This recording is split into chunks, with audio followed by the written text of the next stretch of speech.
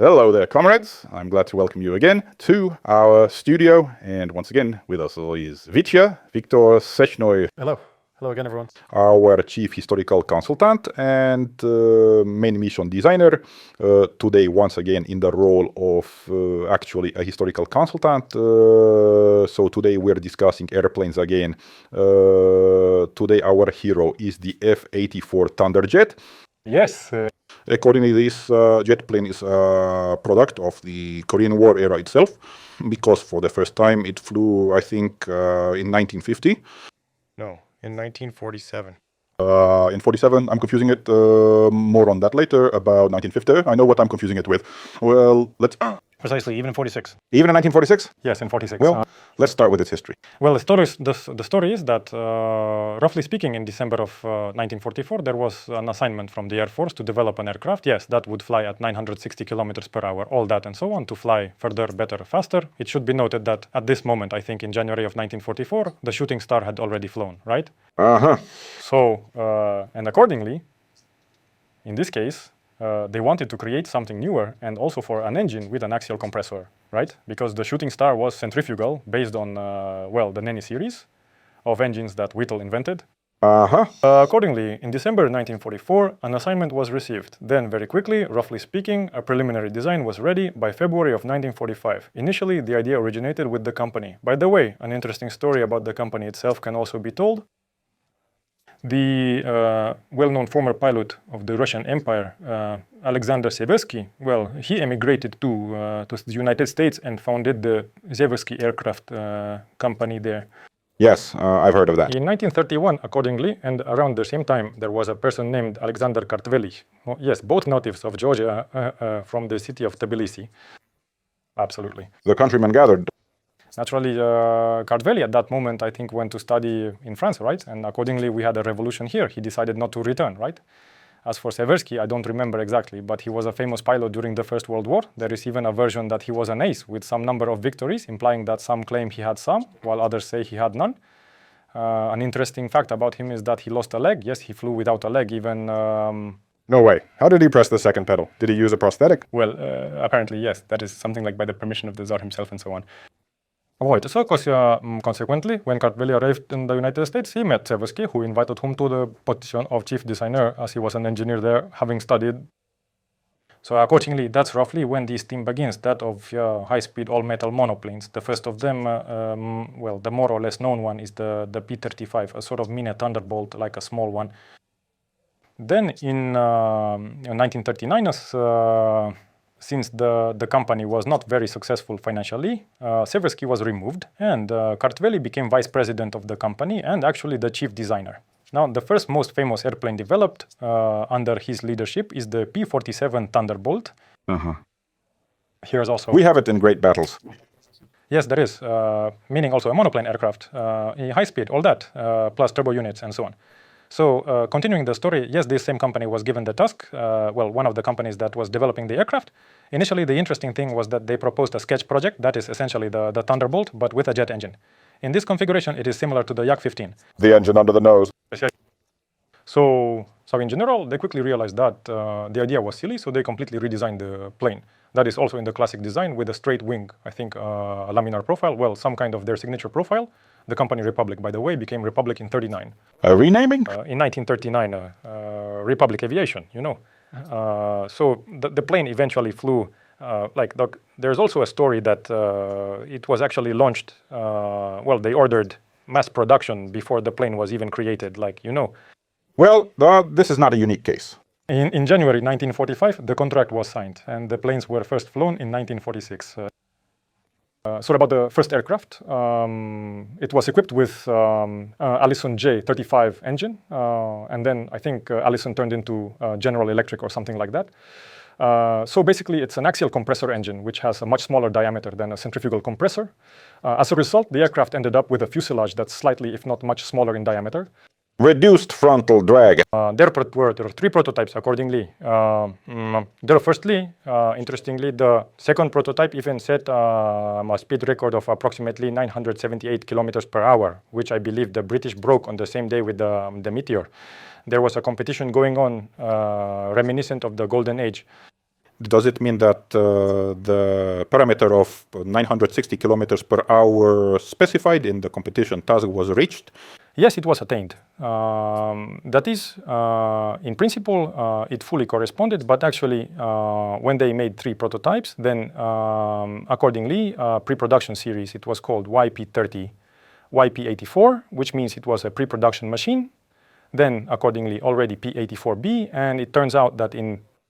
Were they still P back then? Back then, P. We have it that, roughly speaking, in September 1947, it turns out that the United States Air Force emerged as a separate branch of the military. Because initially they were kind of, roughly speaking, the United States Army Air Forces, right? That is the Army, kind of. Accordingly, in 1947, they became the United States Air Force. That is a separate branch of the military. They were separated from the Army. Yes, right. They separated from the Army as a distinct structure. Accordingly, in 1948, they changed P to F. That is, P is pursuit, right? So roughly speaking, hunter, pursuer, and F is a fighter. So at that moment, P-84, just like the shooting star, turned into F-84. Wow, even the Mustang changed from the P-51 to the F-51. In general, the renaming, yes, of all types. So they became the F-84. The first production machines, much like the pre-production aircraft, had serious problems, typical of any early aircraft, and probably either mistakes were made in the design, or accordingly, well, like the first experience, yes, of creation. What happened? Accordingly, they had issues with the structural strength of the aircraft. That is, they even limited it. The tail skin crumpled, the wing deformed, and there were issues with directional stability. So the first machines were seriously refined, and at one point it turns out in September 1948, the Air Force even ordered special tests, such as whether to discontinue using this aircraft as it was costing them too much. However, in the end, they began introducing changes to the design of the B model, and even before that, modifications were made. Additionally, the maintenance was also complicated. It was even referred to as a mechanic's nightmare, right? So a mechanic's worst nightmare for maintenance. It was expensive, and accordingly, there were problems. Is it even known, when they say mechanic's nightmare, compared to what exactly is it a nightmare if you compare it to something like the shooting star? They don't provide examples, but apparently they compared some maintenance hour standards or something similar. What were they comparing it to? Another jet aircraft or piston ones? That's the question. Probably with the shooting star, I suppose. However, based on the test results, since they had already started reinforcing the structure and so on with the B models, various improvements were made, and they compared it with the shooting star. In general, across all parameters, and in most parameters, let's say, yes, the Thunderjet was better than the shooting star. Therefore, they decided to keep the program, and accordingly, the following modification was implemented, which we have recreated. This is the F-84E. Mm-hmm. First, there was B, and I got a bit ahead of myself, but when the G appeared, that's when they strengthened the wing skin and made it thicker. Mm-hmm. And on the E version, they also lengthened the fuselage. Firstly, the center of gravity changed, and secondly, there was more space in the cockpit. It was now more spacious. Actually, because of this, I think the directional stability improved in this case. So, accordingly, the E was one of the most widespread modifications, actually, that were the first to enter into combat operations in Korea, right? That is, after that, well, we will talk a bit later about its time in Korea. Mm-hmm. After that, again, by the way, it is worth noting that at this moment, I think, in July of 1950, they also started building the same aircraft, but with a swept wing, the F-84F, Mm-hmm. which flew in general in June of 1950, right? Mm-hmm. But the problems apparently were again with the new wing. And moreover, basically the same fuselage, I think, but they also changed the tail section, right? Mm-hmm. But apparently there were serious problems with the aircraft's refinement, and in general, they were only commissioned in 1954. Therefore, And didn't they get to Korea right away? And they didn't make it to Korea, yes. And accordingly, after... It had a different name, right? A Thunderstreak. Yes, Thunderstreak. It's like discharge, lightning discharge, I think, if translated. Probably. Yes, so it's the Thunderjet. Yes, it's just This is just a strike jet. Yes, it's the Thunderjet. Here's the Thunderstreak. And the Thunderbirds flew them, which we will talk about later. Yes, and subsequently, the F-84G modification emerged, featuring a slightly more powerful engine. Plus, naturally, the G model became the first aircraft to be serially equipped with an in-flight refueling system. Experiments, by the way, were conducted on the E models, meaning they had tanks mounted on the wingtips. They had special probes for that. So it's still for refueling with a flexible hose like that, like with the nozzle. Accordingly, on the G variant, they incorporated it into the wing, meaning this very part had small doors that opened. For refueling with the same booms. On the G series, both types were used simultaneously. That means they hung the tank simultaneously. So there was a choice. Because there weren't enough, the idea was just being developed at that moment, specifically aerial refueling. So there weren't enough tankers, and there were fewer with this boom. Well, the G model won't be presented here because it was a much less characteristic aircraft in Korea. Yes, but in principle, they differ externally very little. So it can be noted that it was in Korea that aerial refueling was first used specifically on Thunderjets in combat conditions. I think they flew from Japan to somewhere in the northern part. All right, let's focus on our main character, the F-84E. Yes, F-84E. Let's discuss its engine, equipment, design, and key characteristics. Speaking of the engine, it is the engine that connects it with another of our heroes, the F-86 Sabre. Fertilizing with that axial compressor there. Basically, it's kind of like the F-35, or rather the J-35 and J-47, which are related engines. Well, similar, yes.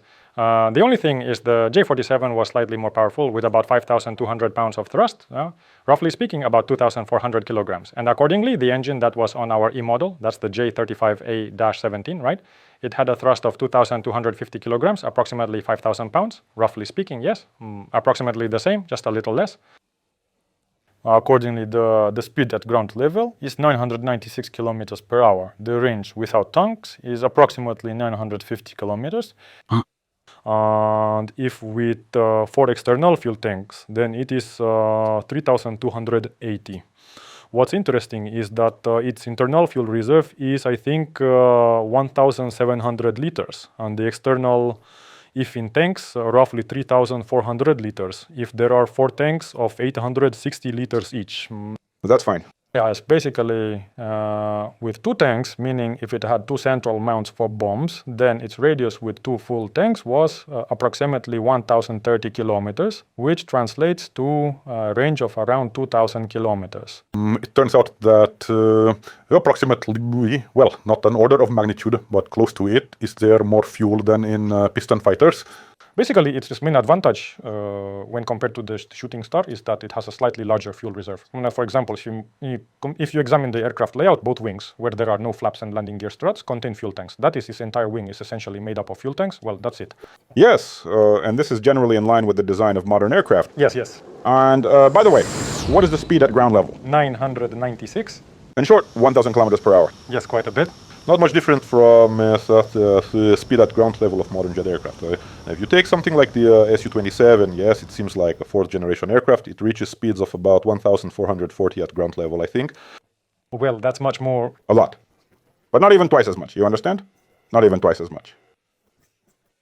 So, accordingly, its armament consisted of 6 M3 machine guns. 4 machine guns were located in the nose, and 2 machine guns, accordingly, at the wing roots, at the base. There were only, I think, 300 or 300 rounds, I think, per barrel. So it doesn't have a single battery in the nose, as is more typical for the Shooting Star. I believe for the Sabre, they have the same battery.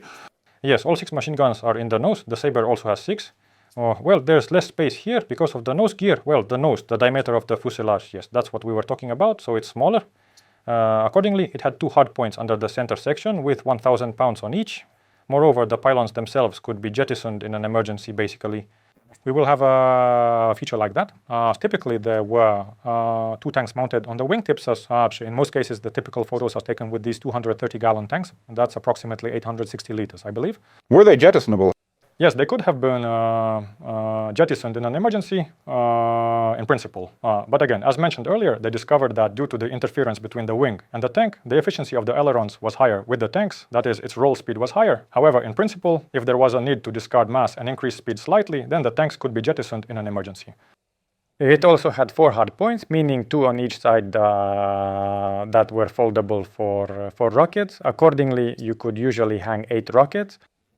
Additionally, a modification was made that allowed it to carry up to 32 rockets. We will have the same. There were little trees hung. I mean, when there were 8 rockets, they were hung in 2 levels, 2 and 2, right?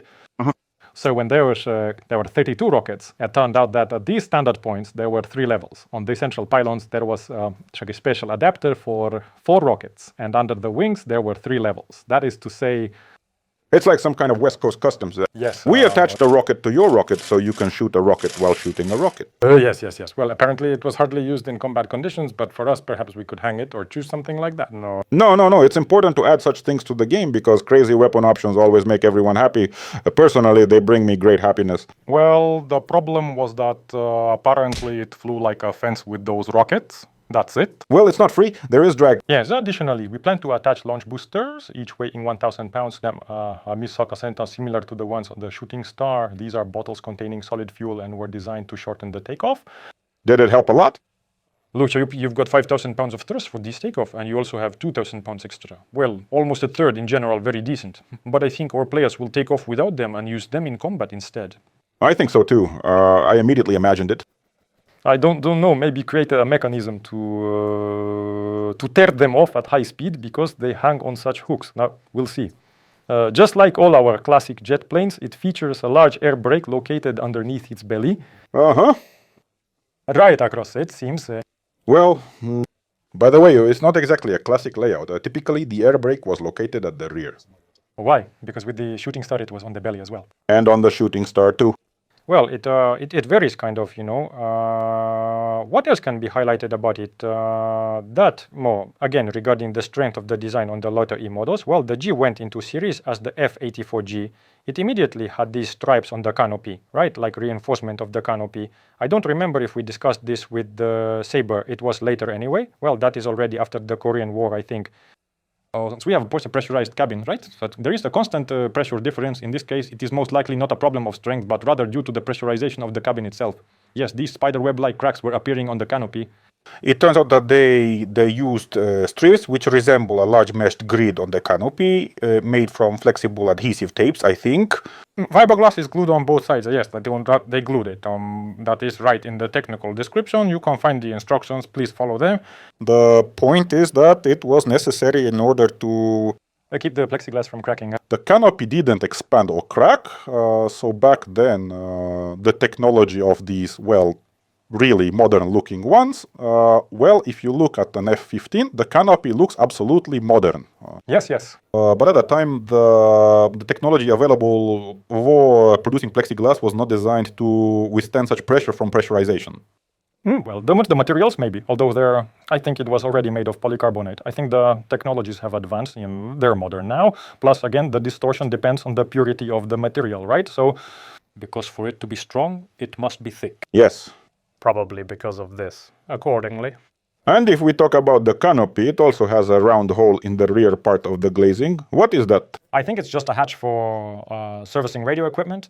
It had a radio compass antenna in the rear. There's an interesting detail there. There are two sockets right behind the armored headrest. When the canopy is moved, it kind of disconnects, and when it moves back in, it's as if it clicks the electrical connectors back into place. Actually, it connects this antenna. Plus also this basic antenna, this very thing, what's it called? The overpressure unit of the cockpit canopy. I think it was installed at the back of it. When the canopy is closed, a special rubber tube is laid along the rim. This tube inflates to seal the cockpit accordingly. Generally, both the MiG and the Sabre have a similar system, and the Shooting Star has the same one. So basically, the aircraft was initially, or rather not initially, I think, from the Bavarian equipped with an ejection seat, right? Additionally, I believe a Sabre modification included a feature known as the canopy remover, which allowed for the jettisoning of the canopy. There were two such cylinders. Yes, so they did something like that there. Listen, and it had a pressurized cockpit, and the Sabre had a pressurized cockpit, but what about the Shooting Star? I think so. Also with pressurization, right? Seems like it. I've already kind of forgotten. Well, if anything, I think there was pressurization, yes. So then what else is special about it? That's probably it. Well, let's move on. By the way, you can also say that this plane inherited a family connection with the Thunderbolt. You see, sometimes its landing gear would retract and fold like this. That is, the landing gear strut was like this. As if it shortened, right? In this case too, or best case too. Moreover, the nose gear as well. For example, if you look at the photographs in a museum and so on, you will see a cylinder and a rod. Forgot the word, darn. Suspension. It sits on them, kind of closed. Therefore, and when it was taxiing and taking off, it seemed to extend. And accordingly, to fully retract the leg, there was a mechanical linkage, such as was pulling up, right? And it stretched out and was retracted. All right, well, let's now move on to the history of the aircraft's use in the Korean War. As I mentioned earlier, yeah, the E-series planes were the first machines to enter operational service. This happened in December of the year 1950, right? Initially, the first planes were used to escort B-29s that flew from Japan. Actually, there, I forgot the numbers of the units. Well, the part itself was called the Fighter Escort Wing, an escort group. And later on, when the front line had more or less stabilized, when the 38th parallel was kind of on hold, so to speak, roughly we will have it in our career from about August 1951. From the end of 1951, they primarily began performing strike missions. According to statistics, they made 68,000 combat flights, and about 60% of the destroyed ground targets during the war were attributed to Thunderjets. The main focus, you know. It was the main strike aircraft during the last 2/3 of the Korean War. Initially, the Mustang was leading, yes, for a short period. Then the Shooting Stars took over, right? And then the Thunderjets became the primary choice. And the pilots are the same, essentially. So the same pilots who were performing escort missions at the beginning of the war, right? Yes. They were switched to these. Additionally, the pilots who flew the Shooting Star were already transitioning to the Thunderjet. There, I think one of the squadrons flew the Shooting Star almost until the end of the war, actually, and there are even Mustangs there. So accordingly, they were transitioning from the Shooting Star to the Thunderjet. And so actually, yes, again, there was an interesting story when they were looking for some references, something about crossings, I think. If I remember correctly, Sergei found that, roughly speaking, these Thunderjets were chasing everything, even individual trucks. They just destroyed everything there. This is somewhat related to the widespread use of fighter-bomber aviation. And are there any recorded historical facts of their participation in fighter air battles? Well, the escorting of bombers, that was exactly April 1951. Well, done again Tuesday or Thursday, I don't remember. And in October 1951, it is noted in the battle descriptions that they were escorted by Thunderjets. Although, according to the reports from Soviet pilots, yes, and in the footage from gun cameras, there were also Shooting Stars, although they supposedly shouldn't have been there. Mainly, the Thunderjet was responsible for the close cover. In fact, by the way, that's quite a good example. We have historians whom we respect in every way, who really love to say it's written like this in the documents. So everything else is nonsense. And then suddenly this gun camera footage appears where the aircraft is not mentioned in the documents, you see? And what are you going to do with that? Well, no, not all historians, but many note that the Americans claim there were only Thunderjets, but it's somewhat unclear. But I think simply, most likely just to reinforce them, maybe they were deployed to help out. Here we are. Nevertheless, yes, this story illustrates that documents, even strict reporting documents, don't always accurately describe the combat actions in specific battles, such as the composition of participants and other details. In other words, even in such a serious organization as the United States Air Force, things are not specified. I think it is possible they were perhaps flying by or came to help. Because again, it must be thought, not everyone here has a complete set of research tools. Over time, I think it will gradually accumulate. I can assume that in a hot situation, the commander of his own unit, that is the very unit itself, failed to record that he had a combat sortie, for example. Well, our pilots actually called them crosses due to their distinctive shape. Well, yes. So the F-80 was called Shoot. This one was called the Cross. Well, and the Sabre is the Sabre. There you go. Such stories. Well, to probably conclude the story of this airplane, it should be noted that in 1953, the U.S. Air Force's aerobatic team, the Thunderbirds, was formed. The Thunderbirds, yes, well known, are still flying. Yes, and their first aircraft actually was the F-84G, I believe. Yes, they flew with the G. Right, yes, the F-84G. Well, and somehow we'll probably find a way to reflect this in the game, I think. Is that right? Yes, maybe. Well, again, there's the history, right, that the Blue Angels aerobatic teams debuted earlier in the fleet. Yeah. By the way, what jet did they start with? On Panthers. On Panthers? Yes, on Panthers. By the way, the Panther will also be there. Perhaps the Air Force saw what these waterfowl do, and they thought, let's do it too. Of course, why wouldn't they? Why wouldn't they?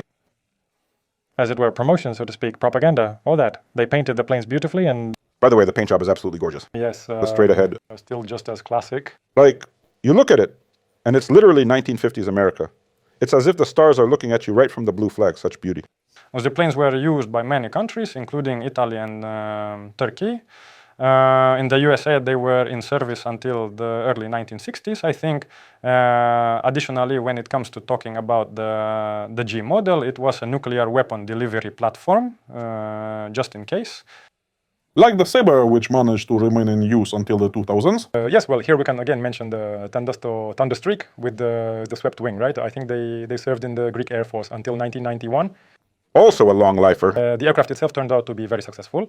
In the Bundeswehr, there were numerous examples. Actually, they were also stationed in large numbers in West Germany.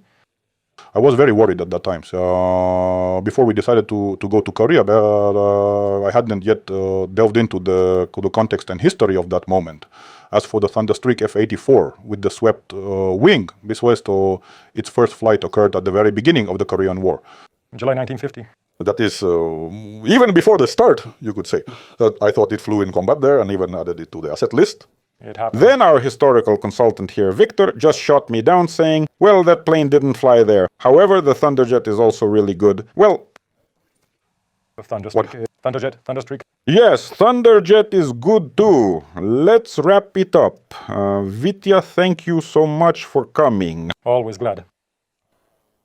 We still have a lot to tell you. Follow the Dev Brief releases, our diary releases, and subscribe to our social media channels on Facebook, Reddit, YouTube, and wherever else we are active. Like or subscribe. The Discord X, what social media platform are we not on these days? Please like and subscribe. Goodbye, everyone. Goodbye, everyone. Stay in touch.